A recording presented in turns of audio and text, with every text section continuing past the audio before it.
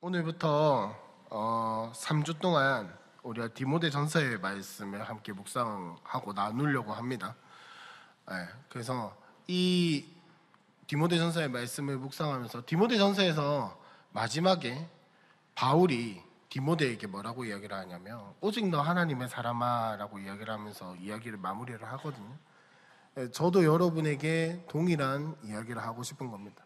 여러분들은 하나님의 사람이고 여러분들 가운데 하나님께서 말씀하시고, 특별히 이 디모데전서는 우리가 묵상을 해 나가면서 제가 한 가지 이야기하고 싶은 건 딱 한 가지 이야기하고 싶은 거 그겁니다. 성숙을 바라봤으면 좋겠다라는 겁니다. 갑자기 뜬금없이 성숙을 왜 이야기를 하냐라고 한다면, 이거는 사실은 그리스도인들은 언제나 늘 해야 하는 일들이에요. 성숙과 성화는 우리가 하나님 앞에서 늘 해야 하는 거고, 이거를 조금 부담스러우시면 다른 말로 바꾸면 됩니다. 뭐냐면 예수 닮아가는 거예요. 예수 닮아가는 거. 그거에 대해서 한번 이야기를 해보고자 합니다. 자, 그래서 오늘 설교의 제목이 무엇이냐? 하나님의 사람. 1번 교훈입니다. 교훈. 잘 아시다시피, 그리고 디모데전서 이제 묵상책에서 묵상도 했었고 하니까 잘 아시다시피, 사실 디모데전서는 바울이 누구한테 쓴 편지게요?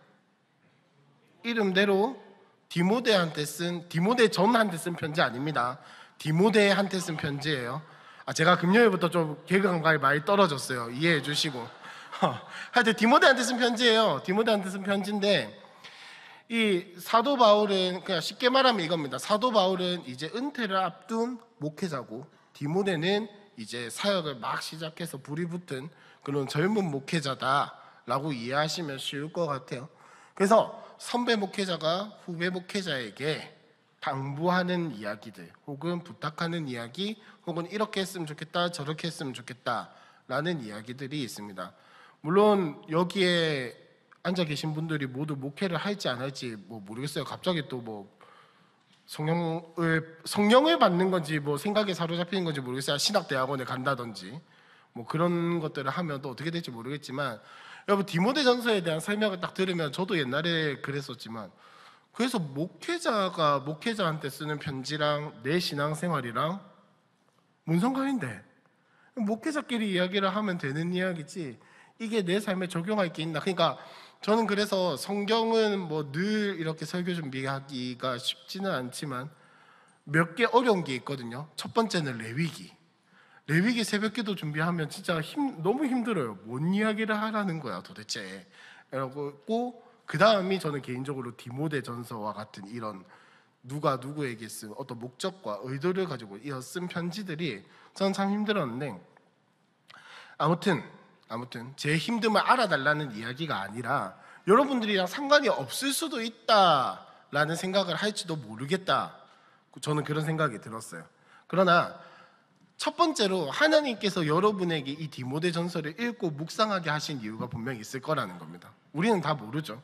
뭔가 있을 거고, 두 번째로는 선배 목회자가 후배 목회자에게 한 이야기이긴 하지만 신앙생활을 우리 모두가 다 같이 하는 거잖아요. 그렇죠?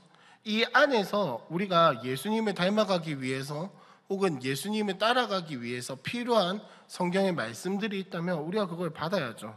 여러분들 나중에 신앙생활 쭉 하시겠지만은 나중에 집사도 되고 권사도 되고 장로도 되고 할 거잖아요. 그죠? 되게 아닌 것처럼 앉아 계시는데 이미 여기에는 집사 직분을 받을 만한 나이대 분들도 계시고, 너무 두려워하지 마세요. 생각보다 별거 아니니까.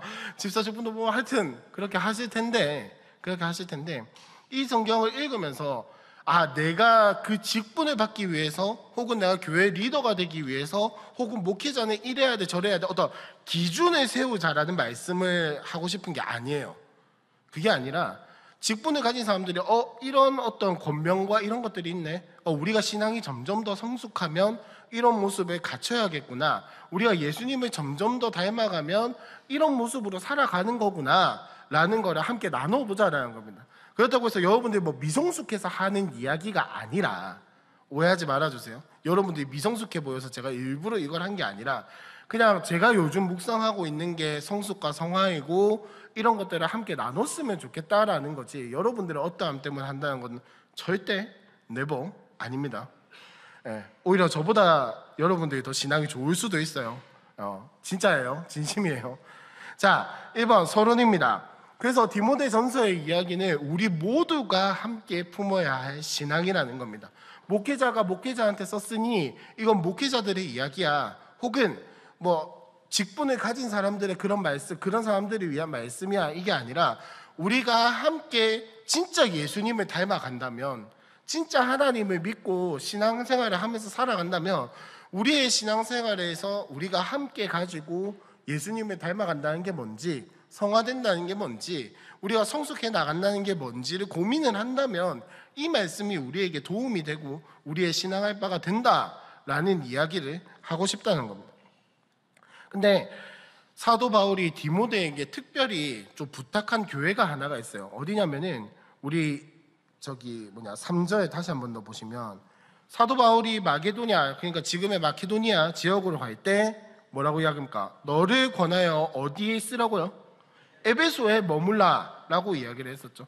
여러분 뭐 이미 우리가 연 목사님이 설교하신 요한계시록 이야기 때 에베소에 대해서 들어서 아시겠지만은 디모데가 에베소에 있다면 이 사람은 목회는 고사하고 신앙생활하기도 너무나도 어려운 환경에 있었다라는 겁니다. 왜냐하면 에베소는 여러분들이 이미 잘 아시다시피 큰 신전이 있고 많은 사람들이 드나드는 도시고 항구고 이러다 보니까 많은 문화와 종교와 여러 가지 이야기들, 변질된 이야기들 이런 것들이 막 치고 들어오는 곳이란 말이에요. 그러니까 내 신앙 지키기도 너무나도 힘든 곳이 에베소라는 곳입니다. 근데 이 사도 바울이 디모데에게 에베소에 있으라라고 부탁을 했고 디모데는 아마 그 부탁을 들어줬던 것 같아요. 그래서 이제 걱정되는 마음에 사도 바울이 디모데에게 편지를 썼고, 그래서 이 편지를 쓰면서 신앙의 성숙과 목회에 대한 성숙 이런저런 이야기들을 한 거죠.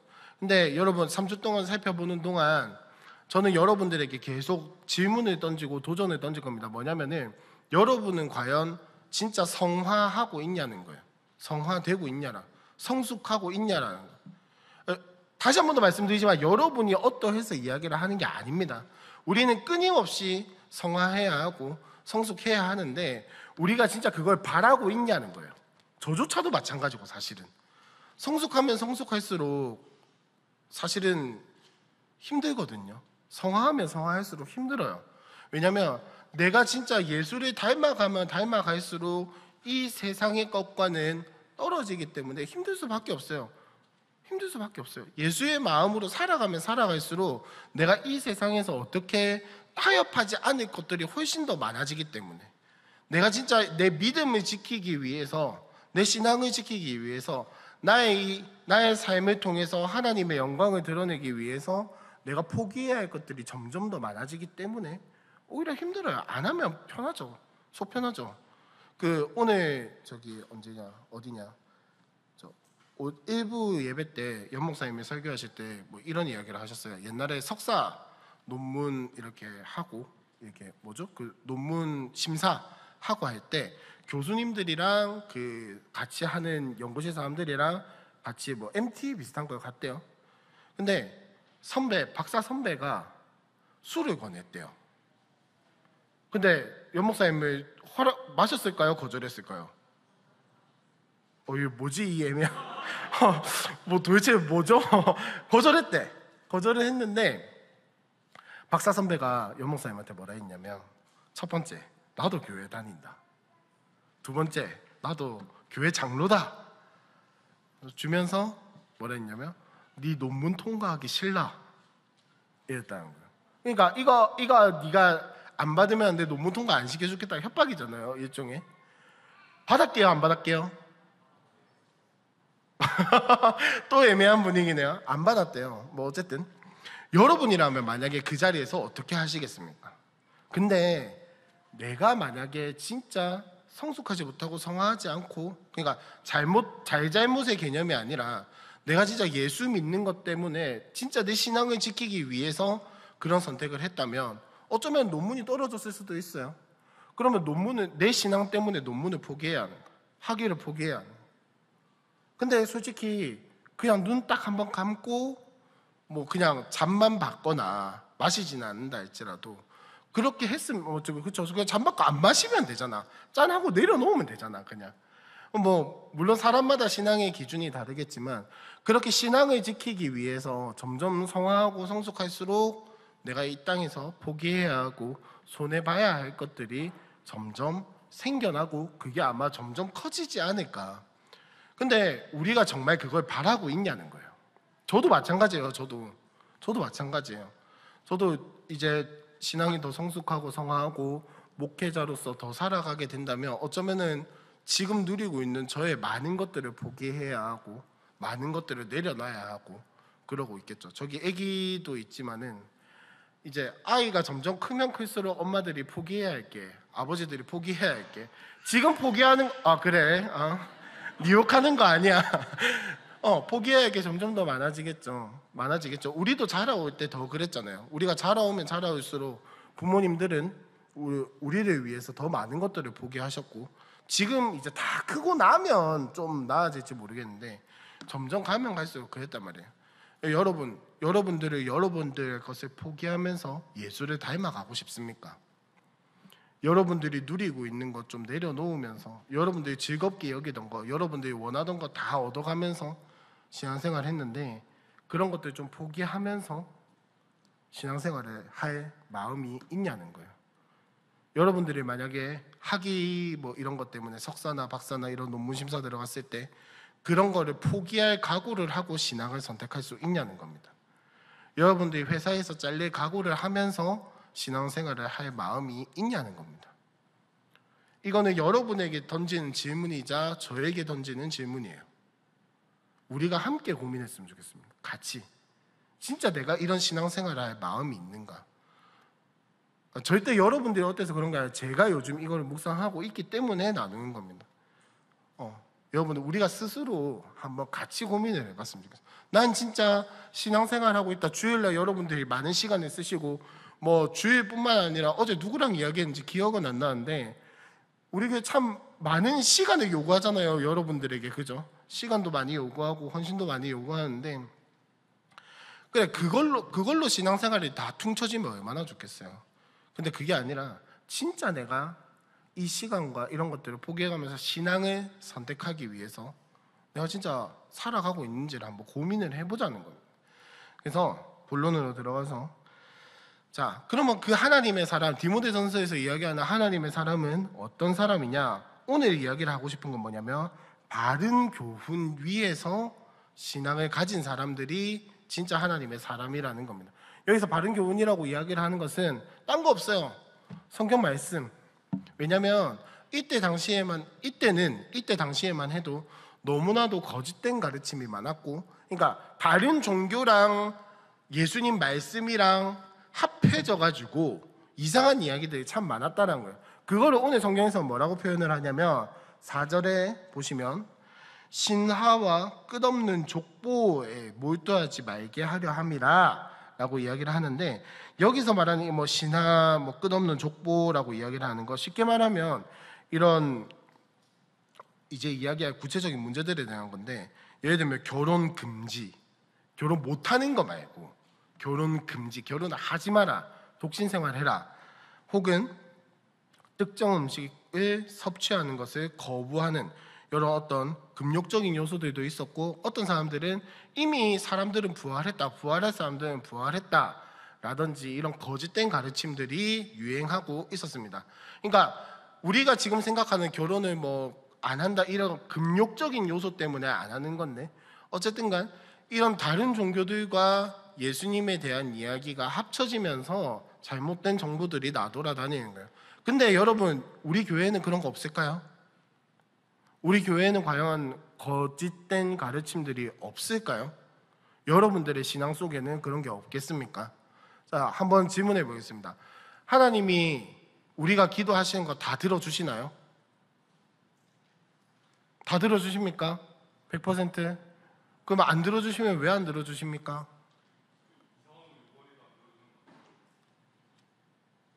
진짜 죄송한데 하나도 못 들었어요. 이상한 거 요구하니까 안 들어주시는 거 아닐까요? 뭐 그것도 맞는 말이죠.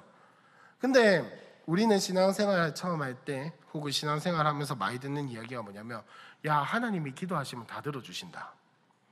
기도하면은 우리 기도하는 거 다 들어주신다. 근데 여러분 혹시 기도한 거 하나도 안 빼먹고 다 응답 받으신 분? 받는 사람이 있긴 있어요. 근데 그런 분은 둘 중에 하나가요. 사이비거나 신앙이 정말 성숙한 사람이거나 기도 응답이 뭔지 진짜 아는 사람이거나 둘 중에 하나예요. 근데 그건 아마 예수님쯤 돼야 아마 되지 않을까 하는 생각. 자, 무슨 말을 하고 싶은 거냐면, 하나님은 우리가 기도한 거 모든 걸 다 들어주시지 않으세요.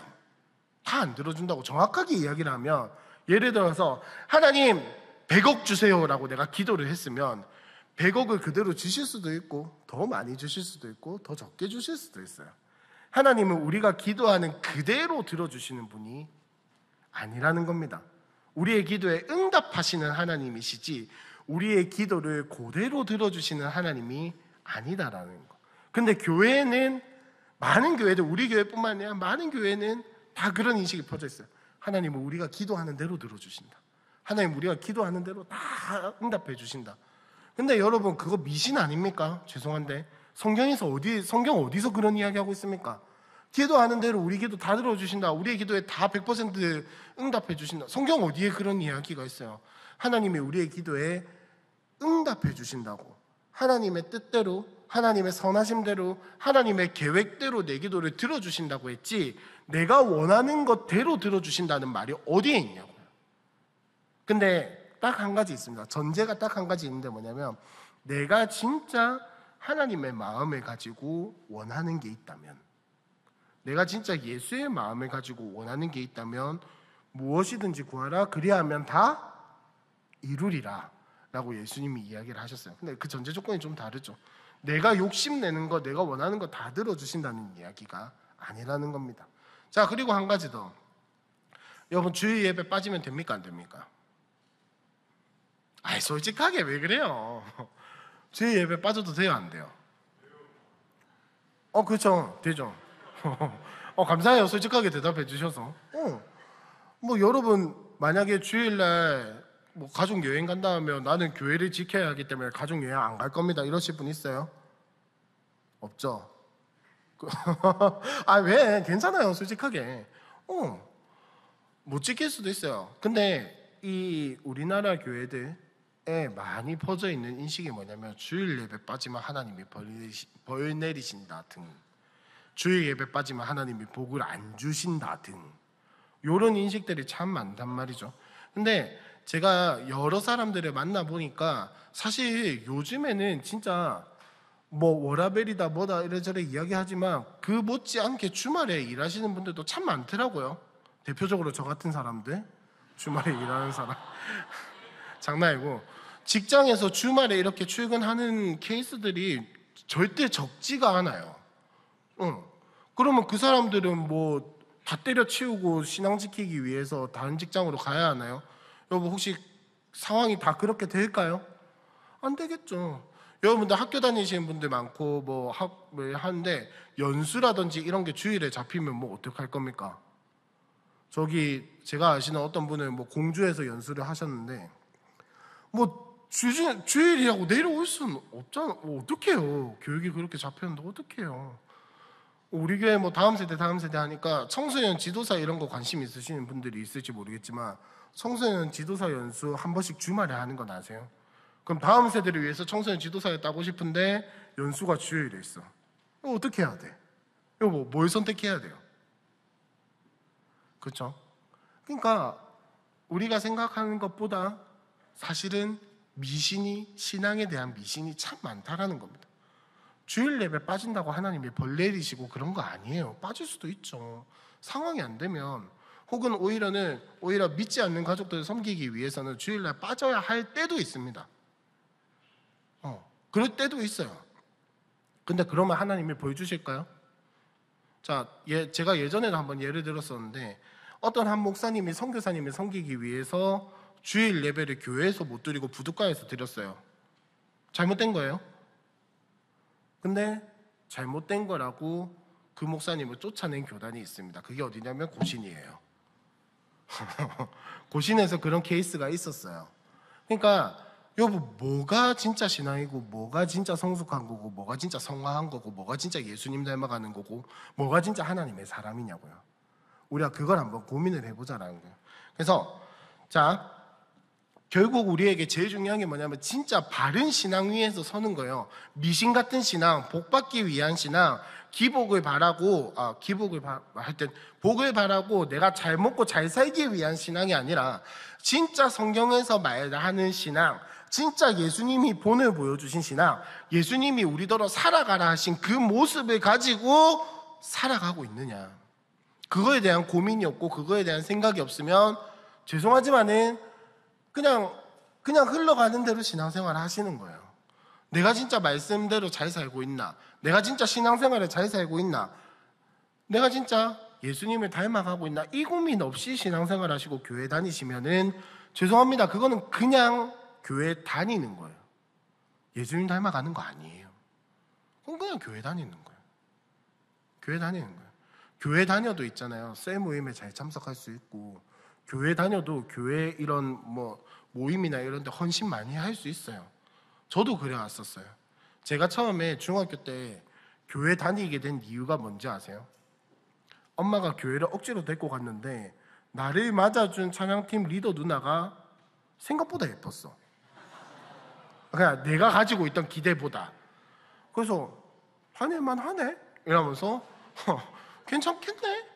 이러고 교회를 다니기 시작했고, 얼마 안 가서 그 누나가 다른 형이랑 연애를 하고 있다는 걸 알고 굉장히 낭망했었던 그런 시기가 있었는데, 여보 저 되게 속물로 보이시나요? 그냥 중학교 때는 그랬었어요. 그러니까 그런 것들 때문에 교회를 다녀도 저는 진짜 열심히 교회 생활을 했었어요. 저 교회 다니자마자 얼마 안 돼서 바로 찬양팀도 들어가고 뭐하고 진짜 교회 다니고 한 2-3달 만에 아침부터 저녁까지 교회에 있었어요. 가능해요. 뭔들 못하겠어요. 근데 진짜 우리가 예수 믿었으면, 예수를 닮아가기 위해 결단했으면 예수를 닮아가야 하는데 자꾸 교회 생활하는 거에 목을 메고 있지는 않나, 그거 한번 생각해 보자는 거예요. 자, 그래서 우리는 뭐가 됐든 간에 성경이 말씀하시고 성경이 이야기를 하고 예수님이 보여주신 그 믿음 위에서 우리의 신앙을 세워야 합니다. 그리고 그렇게 신앙생활을 해야 돼요. 그걸 예수님은 뭐라고 이야기를 하셨냐면, 베드로와의 이야기 중에서 이렇게 이야기를 하셨어요. 내가 이 반석 위에 교회를 세우리라 라고 이야기를 하셨는데, 그 전에 베드로가 예수님한테 뭐라 했냐면, 예수님이 베드로한테 질문하거든요. 너는 나를 누구라고 생각하니? 넌 네가 봤을 때 나는 어떤 사람이니? 라고 물어보는 그 질문에 베드로가 뭐라 대답했냐면, 주는 그리스도시요 살아계신 하나님의 아들이십니다 라고 정확하게 예수님이 어떤 분이신지를 고백을 했어요. 그래서 예수님은 이 신앙 고백 위에 교회 공동체가 세워지겠다라는 이야기를 하신 거고, 여러분들도 마찬가지입니다. 우리의 신앙은, 우리의 믿음은, 우리가 예수를 따라가는 것은 교회 건물 위에 세워진 것이 아니라 주는 그리스도시요 살아계신 하나님의 아들이십니다 라는 이 믿음의 고백에서부터 시작을 해야 돼요. 그러니까 우리는 진짜 내가 진짜 예수를 믿고 있는지, 내가 진짜 예수를 닮아가고 싶은지, 내가 진짜 신앙생활을 하고 있는지를 점검을 해봐야 할 겁니다. 그래서 대표적으로 교훈 위에, 그러니까 바른 교훈, 그 믿음의 고백 위에 자리 잡은 신앙은 어떠한 모습들이 나타나냐, 우리 5절 다 같이 한 번만 읽어보도록 하겠습니다. 5절 시작.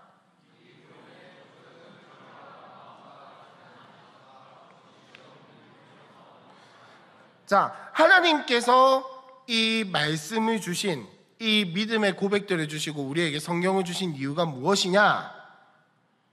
청결한 마음과 선한 양심과 거짓이 없는 믿음에서 나오는 사랑이 있게끔 하려고입니다.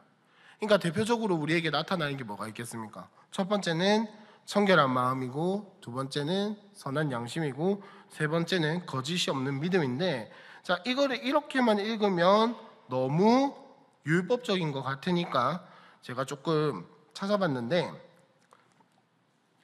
첫 번째, 청결한 마음이라고 하는 것은 우리의 마음, 내면에 그리고 우리의 영적인 것에서 흠이 없는 것을 이야기를 합니다. 그래서 이런 마음에서는 희생적인 사랑, 이타적인 마음, 경건함, 고귀함이 나온다라고 그렇게 풀이를 하더라고요.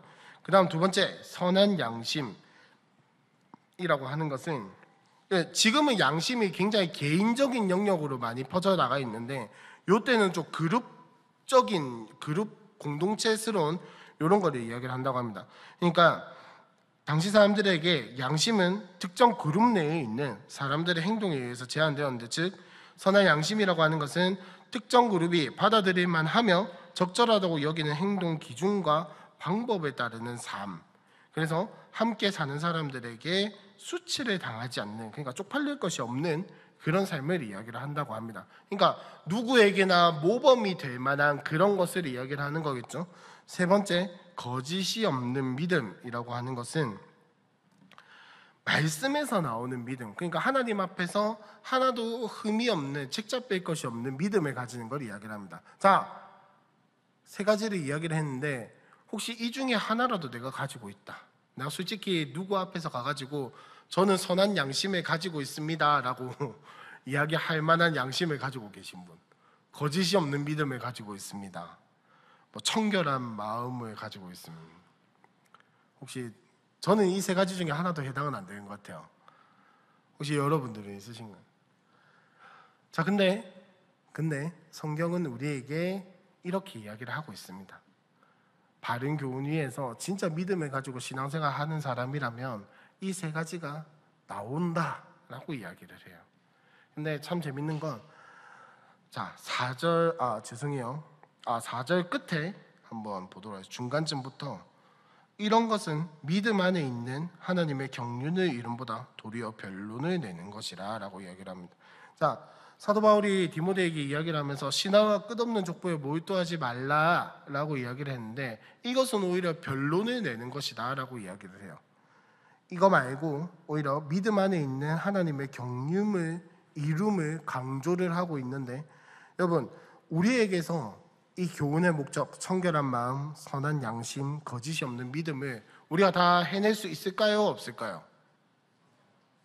있을까요? 없을까요? 있으면 내가 예수님 했죠. 그죠? 있으면 내가 예수님 했죠. 무슨 말이냐면은, 여러분, 우리한테는 이런 것들이 나올 수가 없어요. 잠깐 나올 수는 있겠죠. 내가 갑자기 뭐 마음이 좀 뭐 월급이 많이 들어와가지고 마음이 손해졌다 뭐 이런 거, 마음이 좀 평안해졌다, 혹은 뭐 예상치도 못한 보너스가 들어와서 마음이 넉넉해졌다, 뭐 이런 게 잠깐 있을 수는 있겠죠. 그러나 결국 인간한테서 나오는 건, 사람한테서 나오는 건 완벽하게 무언가가 나올 수가 없어요. 그러면 우리가 붙들어야 할 건 뭐냐면 믿음 안에 있는 하나님의 경륜이에요. 믿음 안에 있는 하나님의 계획, 믿음 안에 있는 우리를 향한 하나님의 마음, 우리 믿음 안에 우리의 믿음을 향한 그 하나님의 은혜, 이걸 바라야지. 우리한테서 바랄 게 나한테서 어떻게 하면 선한 양심이 나올까, 나한테서 어떻게 하면 청결한 마음, 내가 어떻게 하면 좀 더 거짓이 없는 믿음을 가지고 예수님을 닮아갈 수 있을까, 내가 무슨 노력을 하면, 어떤 행동을 하면, 내가 어떤 업적을 쌓으면 예수님을 닮아갈 수 있을까를 고민하는 게 아니라 하나님이 나를 향하신 계획이 뭡니까? 하나님이 나를 어떻게 바라보고 계십니까? 하나님이 나를 어떻게 생각하십니까? 하나님이 나를 향해서 가지신 소망이 무엇입니까? 이거를 바라볼 때 우리가 오히려 예수 안에서 힘을 얻어서 이런 선한 양심, 거짓이 없는 믿음 등등 이런 것들이 나올 수 있다는 거. 그런데 문제는 6절에 보니까 사람들이 이에서 벗어난 거예요. 거짓된 이런 가르침들과 진짜 믿음 위에 서지 못하니까 내가 뭔가를 해내야만, 내가 뭔가 행동을 해야만, 업적을 쌓아야만 하나님 앞에서 내가 예수를 닮아갈 수 있겠구나 라는 생각에 빠져서 이런 것들을 해내지 못한다. 자, 그러면 어떻게 되냐? 자, 7절 다 같이 한번 읽어볼까요? 시작.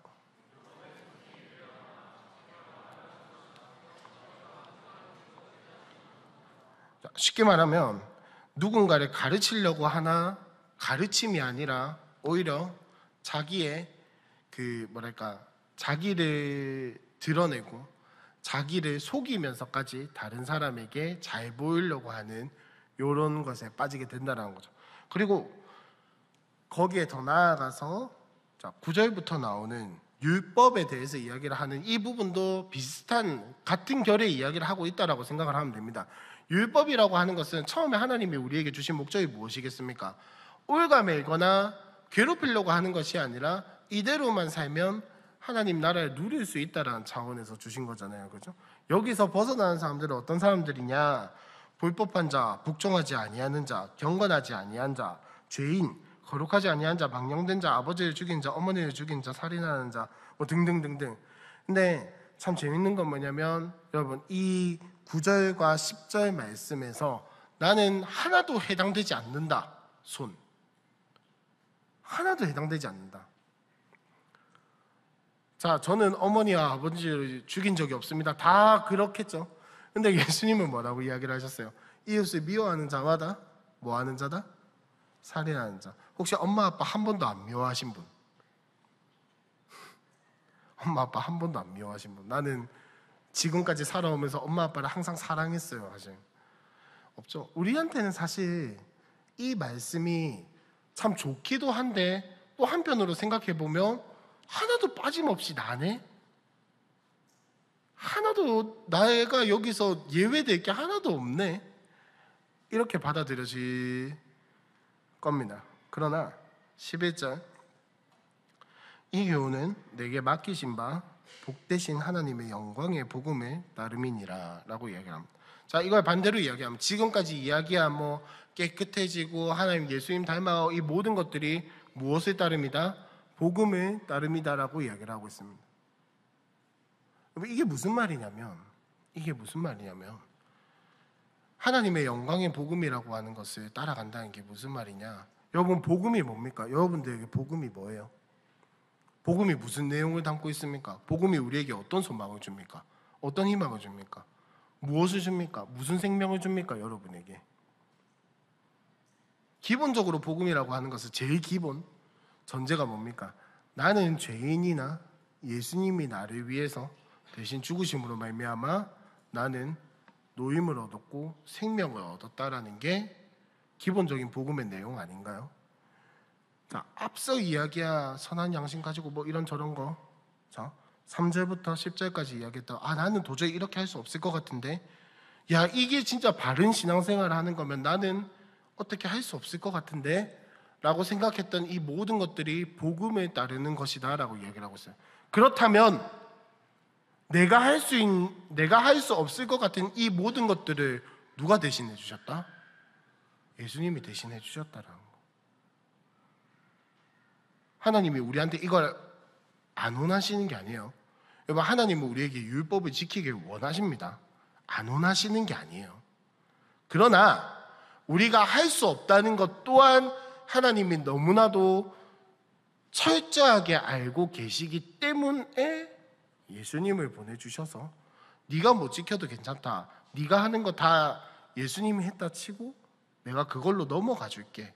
너는 이 신분을 유지하면서 살았으면 좋겠어. 자, 여러분, 우리가 이 영광의 복음에 따라 다 살 수 있나요?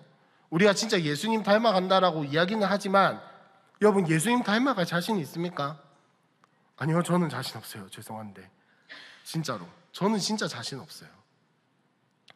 누군가가 저에게 뭐 다른 사람의 발을 씻겨라 이러면 저는 예수님처럼 기쁘게 할 자신 없어요. 누군가가 제 머리에다가 향유를 부으면 저는 짜증낼 것 같아요. 왜? 이러고. 누군가가 나에게 나귀를 타고 입성하라 하면은 쪽팔려서 못할 것 같아요. 여러분, 나귀 아시죠? 말 아닙니다. 당나귀예요. 제가 경주에서 당나귀를 실제로 본 적이 있는데 진짜 제가 다리가 짧은 편인데도 제가 올라탈 수 없겠더라고요. 웃자고 한 소리 아니에요. 저 진짜 다리 짧은데 제가 이렇게 앉을 수가 없겠다. 그냥 서서 이렇게 다리 사이에 낑구고 가야 할 정도예요. 진짜로. 여러분, 그거 타고 가면서 호산나 뭐 우리 왕이여 이러면은 기분이 좋을 것 같으세요? 개 쪽팔릴 것 같으세요? 전 진짜 개 쪽팔릴 것 같아요. 죄송한데 진짜로 솔직하게 그게 뭐예요? 어정쩡한 자세로 들어가는데 사람들이 나보고 왕이래. 이게 무슨 왕이에요? 대접을 할 거면 좀 잘해주던지, 하다못해 말이라도 좀 하나 태워주던지. 그게 뭐예요? 쪽팔리는 일 아닙니까? 저는 죄송하지만은 목사인 저도 예수님처럼 살라고 하면 사실 자신이 없어요. 그 쪽팔리는 삶, 욕 듣는 삶, 그거 다 해낼 자신 없다고요. 근데 복음은 무엇이냐? 그래, 네 마음 그런 것도 알고 네가 못 해내는 것도 안다. 그러니 네가 할 것은 무엇이냐? 그냥 네 자리에서 할 수 있는 걸 하면 돼. 복음에 따라가면 돼. 요거예요. 요거예요. 네 그거 실패해도 괜찮고 넘어져도 괜찮으니까 네가 못할 거 알아. 그러나 나는 너의 업적을 보는 게 아니라 네가 뭘 성취해냈느냐를 보는 것이 아니라 네가 얼만큼 쌓았냐를 보는 것이 아니라 네 마음의 방향이 어디를 향해 있는지를 보고 싶어. 이게 복음이에요. 이게 하나님 마음이라고요. 여러분, 제가 오늘 성숙과 성화에 대해서 이야기를 한다라고 했고 앞으로 3주 동안 이 이야기를 한다라고 했습니다. 여러분은 뭘 이루어내셨습니까? 뭘 쌓으셨습니까? 뭘 달성하셨습니까? 죄송하지만은 방향이 틀렸다면 아무 의미 없습니다. 오늘 마지막으로 이야기하고 싶은 게 뭐냐? 복되신 하나님의 영광에 복음에 따라가자는 겁니다. 우리가 지금까지 이 말씀 아마 이런 비슷한 이야기들 여러분도 수도 없이 많이 들었을 거예요. 예수 닮아가야 한다, 성숙해야 한다, 성화해야 한다, 뭐 우리가 깨끗한 마음을 가져야 한다, 선해야 한다, 뭐 이런 도덕적인 이야기들, 뭐 우리가 죄인이다, 이런 이야기를 아마 수없이 많이 들었을 겁니다. 근데 그래서 결국 여러분들은 뭘 이루어내셨는데요? 뭘 쌓으셨는데요? 뭘 해내셨는데요? 무시하는 게 아니고, 무시하는 거 아닙니다. 제 말투가 이래서 물어보는 거예요. 뭘 해내셨습니까? 뭘 쌓으셨습니까? 뭘 성취해내셨습니까? 얼마나 예수 닮으셨습니까? 근데 하나님은 우리에게 뭘 해냈냐를 바라시는 게 아니라 어느 방향으로 가고 있느냐, 어느 방향을 보고 있느냐, 그거를 원하신다라는 것을 우리가 오늘 마지막으로 그거 하나만 기억하셨으면 좋겠어요. 그래서 딴 건 모르겠는데 여러분, 우리 적어도 기도하고 바라는 것만큼은 변했으면 좋겠어요. 하나님 잘 먹고 잘 살게 해주세요. 하나님 잘 살게 해주세요. 이런 거를 기도하는 게 아니라 하나님 저 좀 못해도 괜찮은, 하나님 해낼 수 있게 해주세요. 이루게 해주세요. 뭐 다 잘 되게 해주세요. 이게 아니라 하나님 내가 이 방향성을 가지고 살아가고 싶습니다. 내 예수님 바라보는 이 방향을 가지고 살아가고 싶습니다. 내가 진짜 잘못돼도 괜찮으니, 실수해도 괜찮으니, 넘어져도 다 감수하겠습니다. 다 알겠습니다. 다 인정합니다. 그러니 내가 지금부터 하나님만 보고 살아가고 싶습니다. 내가 지금부터 내 인생의 어떠한 그걸 보는 게 아니라 하나님이 이루어 가실 것을 보고 살아가고 싶습니다. 근데 뭐 말은 이렇게 쉽게 하지만 아마 실제로 삶에서 만나면 쉽지 않겠죠. 그죠? 이미 그런 것들에 대해서 부딪히고 계시는 분들도 계시고 아마 많이 경험을 하셨겠지만, 그럼에도 불구하고 바른 신앙 위에 있다라는 것은 흔들리지 않는 겁니다. 그 방향이 맞다라는 걸 알면은 오르막길이든 내리막길이든 요철이 있든 산길이든 숲길이든 뭐가 됐든 간에 가는 거예요. 그 방향으로. 예, 우리나라 옛날 속담에 그런 말 있잖아요. 뭐로 가도 어디로만 가면 된다? 서울로만 가면 된다. 그 말이 되게, 저는 어렸을 때는 되게 좀 나쁜 말이라고 생각을 했어요. 왜냐하면 수단과 방법을 다 가리지 않는 것처럼 들렸거든요. 근데 지금 와서 생각을 해보니까 저는 그 속담이 어떻게 느껴지냐면 방향성에 대해서 이야기를 하는 게 아닐까? 뭐로 가도 며칠이 걸리든 몇 년이 걸리든, 내가 등에 보찜을 들고 가든 뭐 나귀를 끌고 가든, 내가 고무신을 신고 가든 나막신을 신고 가든 뭐 집신을 신고 가든 그거에 상관없이 서울로 가려고 하는 그 방향성. 그러면 여러분, 여기에 한 가지 더 플러스하면 우리의 소망에는 뭐가 있냐면, 우리는 그 방향성을 잡고 가면 걸어가게 하시는 분은 하나님이에요. 도착하게 하시는 분은 하나님이라고.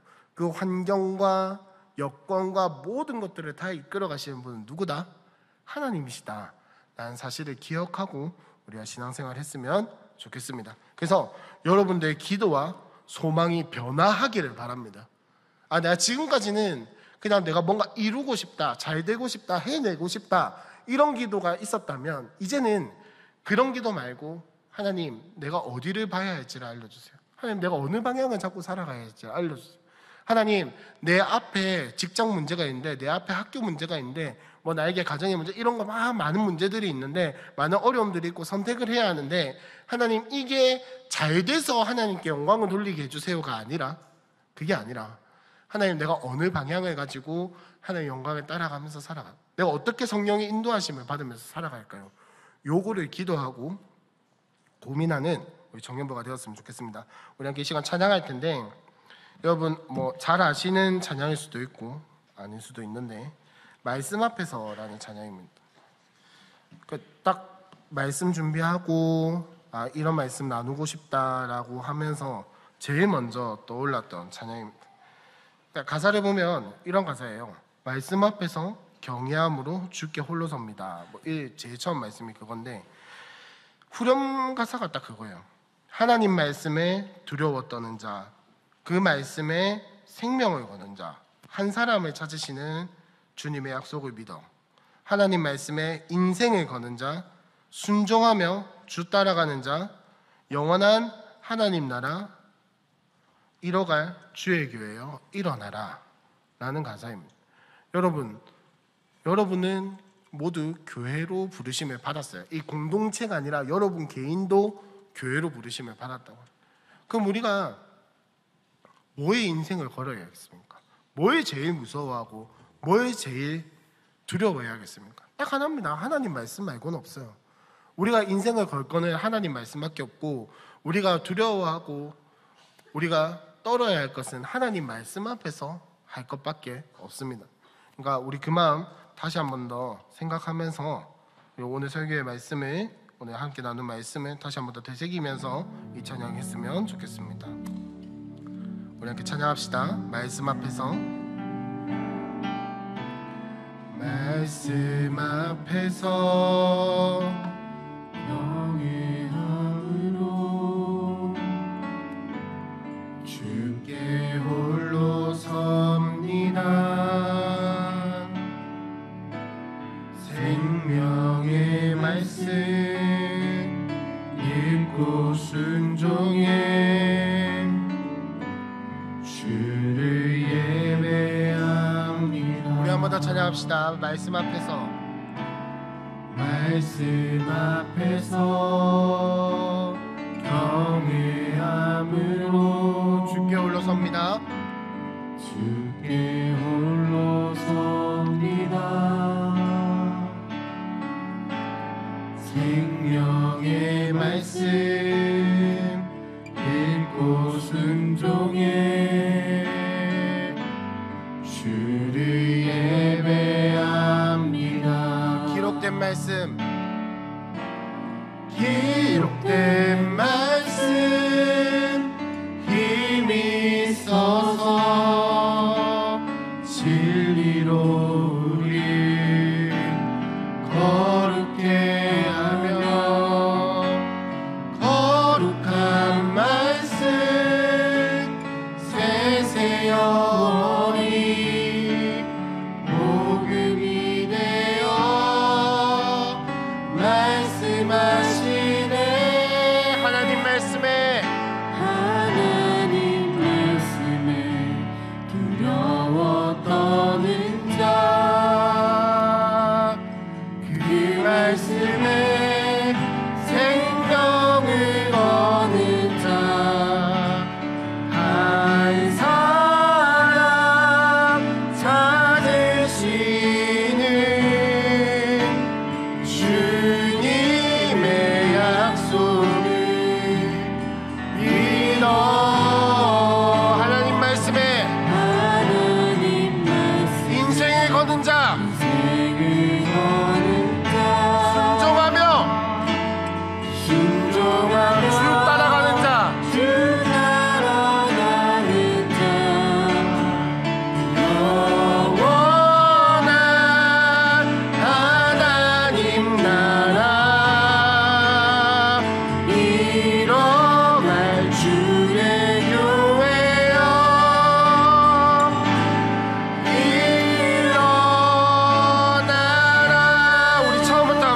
찬양합시다. 말씀 앞에서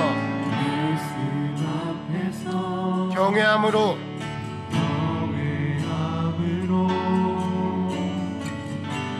주께 홀로 섭니다. 생명의 말씀 읽고 순종해 주를 예배합니다. 기록된 말씀, 기록된 말씀 힘이 있어서 진리로 우리 거룩해 하며 거룩한 말씀 세세 영원히 복음이 되어 말씀하시네. 하나님 말씀에 두려워 떠는 자, 그 말씀에 생명을 거는 자 한 사람 찾으시. 주님의 약속을 믿어 하나님 말씀에 인생을 거는 자, 순종하며 주 따라가는 자, 영원한 하나님 나라 이뤄갈 주의 교회여.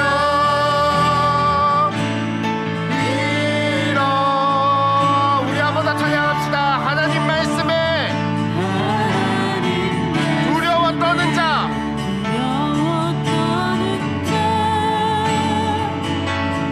그 말씀에 생명을 거는 자 한 사람 찾으시. 주님의 약속을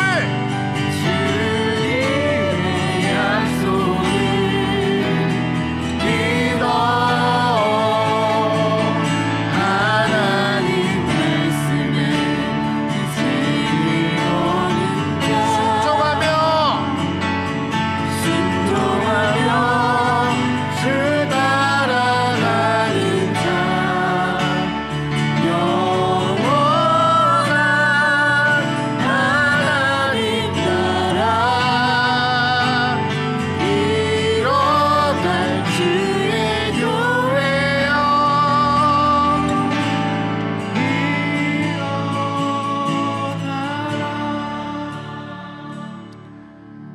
하나님은 우리에게 진짜 예수님 닮아가게 원하고 하나님 나라 백성답게 살아가게 원하고 우리가 진짜 성화되고 성숙하고 믿음이 더욱더 자라게 원하십니다. 그런데 사실 우리에게 그럴 만한 힘은 크게 없습니다. 일시적으로는 될 수도 있고 어느 정도까지는 될 수도 있습니다. 그러나 우리는 인간이고 사람이고 죄인이고 여전히 죄 가운데 있고 못하는 거 맞습니다. 근데 하나님도 그걸 알고 계시고 그래서 하나님이 우리에게 예수님을 보내주셨고 복음을 주셨는데 여러분은 이 하나님 마음 알고 계십니까? 우리는 진짜 그 하나님 마음 알고 살아가고 있습니까? 내가 진짜 잘해야지, 교회생활 열심히 해야지, 내가 진짜 신앙인답게 살아가야지, 이런 생각은 여러분들 수도 없이 많이 할 겁니다. 근데 내가 못하는 걸 아시고 나를 도와주려고 하시는 하나님 마음은 아시냐고요? 그것 때문에 복음 주신 거 알고 계시냐고요? 그래서 하나님이 뭐라고 말씀하십니까? 예수님이 뭐라고 말씀하세요? 수고하고 무거운 짐진 자들아 다 내게로 오라, 내가 너희를 쉬게 하리라. 근데 우리는 여전히 예수님 앞에 나아갈 생각보다는 어떻게 하면 더 잘하지? 어떻게 하면 더 성공할 수 있지? 어떻게 하면 더 이뤄낼 수 있지? 더 성취할 수 있지? 여러분, 이 방향을 트시길 바랍니다. 내가 어디 있는지 알고 어디를 향해서 가야 할지 알면은 방향은 나오게 되어 있어요. 근데 우리는 둘 중에 하나를 모르거나 둘 다 모르는 겁니다. 뭐냐면 내가 어디에 있는지, 내가 뭘 바라봐야 하는지, 이 두 가지를 제대로 모르기 때문에 방향이 안 나오는 거예요. 여러분, 우리는 성경 말씀이 말하는 믿음 위에 있어야 하고, 성경 말씀이 말하는 대로 그 방향과 그 목적지를 가지고 살아가야 합니다. 성경에서 명확하게 이야기를 하고 있습니다. 예수 믿는 복음 위에, 그 복음을 믿는 믿음 위에 서라고 이야기를 하고 있고, 예수를 닮아가라라고 이야기를 하고 있습니다. 우리가 어디에 있는지, 뭘 봐야 하는지는 정확하게 나와 있어요. 근데 우리는 이 방향을 무시하고 있는 겁니다. 우리 함께 이 시간 기도하실 때, 하나님, 그냥 솔직하게 이 시간 하나님 앞에 기도했으면 좋겠습니다. 잘 모르겠으면 잘 모르겠다고 기도해도 되고요. 하나님, 이 방향을 가지고 살아가고 싶은데 잘 안 됩니다 라면 안 됩니다라고 기도해도 됩니다. 이 시간 크게 기도하지 않고 잠잠히 본인의 마음을 살피시는 기도를 했으면 좋겠어요. 하나님, 진짜 내 마음이 어디를 향하고 있습니까? 나도 잘 모르겠습니다. 하나님, 보여주셔서 이제는 내가 복음 위에 서서 예수를 닮아가는 그 방향성 가지고 살아가게 해달라고, 하나님 내 마음 좀 어디에 있는지 알려주십시오.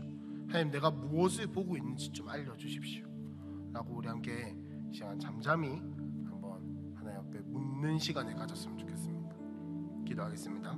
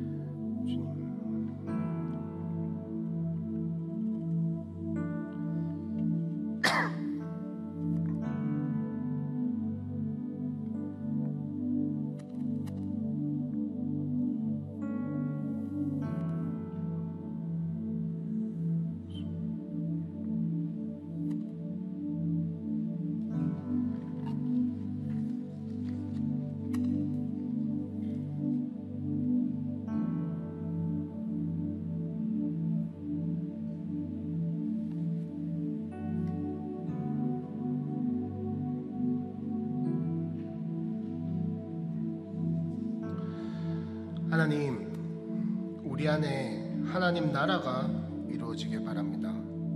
하나님, 우리 안에, 우리의 생각 속에 하나님 나라가 임하고, 하나님 내 나라, 내 생각, 내 원함이 통치하는 삶이 아니라 하나님 나라가 이루어지는 삶에, 하나님 무엇보다도 나를 사랑하신 그 예수님 말고 그 예수님 닮아가는 인생 살아가고 싶습니다. 주님 도와주시옵소서. 그리고 우리의 마음과 생각 속에, 내 삶 속에 주님 하나님 나라를 이루어 주시옵소서. 모든 것 예수님의 이름으로 기도합니다. 하나님의 나라 내 안에 이루소서. 주가 다스리시는 그 나라,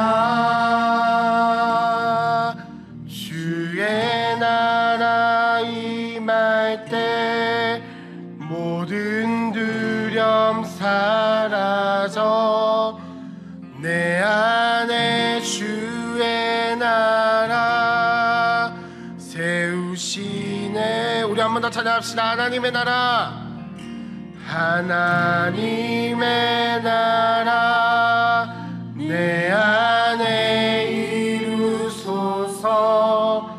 주가 다스리시는 그 나라, 주의 나라 임할 때 모든 두려움 사라져 내 안에 주의 나라 세우시 마지막으로 한 번만 더 고백합시다. 하나님의 나라, 하나님의 나라 내 안에 이루소서. 주가 다스리시는 그 나라, 주의 나라 임할 때 모든 두려움 사라져 내 안에 주의 나라 세우시네. 하나님, 예수를 닮아간다는 것이 신앙생활하면서 성숙하고 성장하고 성화하고 자란다는 것이 참 쉽지 않고 부담스러운 일인 것 같습니다. 지금 특별히 마음이 힘들고 어려울 때는, 또 내 삶의 문제들이, 내 앞에 당면에 있는 문제들이 막 닥쳐올 때는 예수님 닮아가는 거고 뭐고 간에 이 문제 해결하는데 급급하고 이 어려움이 빨리 지나갔으면 좋겠는 게 솔직한 우리의 마음입니다. 이 고난을 통해서, 어려움을 통해서, 문제를 통해서 우리를 연단시켜 나간다고 이야기를 하시는데, 우리를 성장시켜 나간다고 이야기를 하시는데, 그것보다는 그냥 빨리 지나갔으면 좋겠다. 그냥 이 모든 문제들이 해결됐으면 좋겠다. 이런 마음을 가지고 살아가는 게 우리의 마음인 것 같습니다. 사실은 자라면서 포기해야 할 것들이 눈에 보이기 때문에 포기하기 싫은 마음도 있고, 내가 예수님을 더욱더 닮아가면 닮아갈수록 내가 누리고 있는 것들을 놔야 하는 것들이 보이기에 하나님 애써 외면하는 우리의 모습을 보게 됩니다. 주님, 그럼에도 불구하고 사랑해 주셔서 감사합니다. 그럼에도 불구하고 예수를 보내주셔서 감사합니다. 그럼에도 불구하고 나를 받아주시고 사랑해 주시고 예수의 복음에 따라 살아가도록 불러주심에 감사합니다. 주님, 나는 할 수 없습니다. 하나님, 나는 할 수 없습니다. 이제야 인정합니다. 나는 할 수 없습니다. 주님, 내 눈을, 내 시선을 해내는 데 두는 것이 아니라 하나님께로 돌려오니 주님, 우리를 도와주시옵소서. 주님, 우리를 불쌍히 여겨주시옵소서. 주님, 우리를 긍휼히 여겨주시고 주님, 우리의 방향성을 잡은 이대로 자라가게 해주실 하나님을 찬양합니다. 성장하게 해주시고 성숙하게 하실 하나님을 바라봅니다.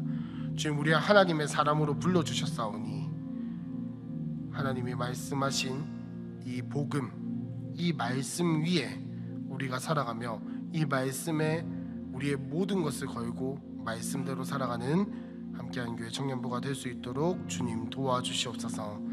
주님이 주인이시고 주님이 우리를 만드셨고 주님이 우리를 지금도 이끌고 계시기에 헌금을 드립니다.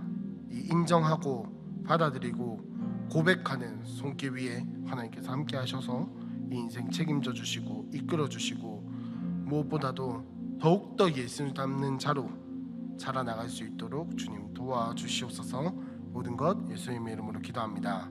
아멘. 지금은 우리 주 예수 그리스도의 은혜와 하나님의 사랑과 성령님의 인도하심이 하나님 나라를 바라고 갈망하며 살아가고 예수를 닮기 위해서 자신의 방향과 기도와 소망을 돌리기 원하는 모든 이들에게 지금부터 영원토록 항상 함께 있을지어다. 아멘.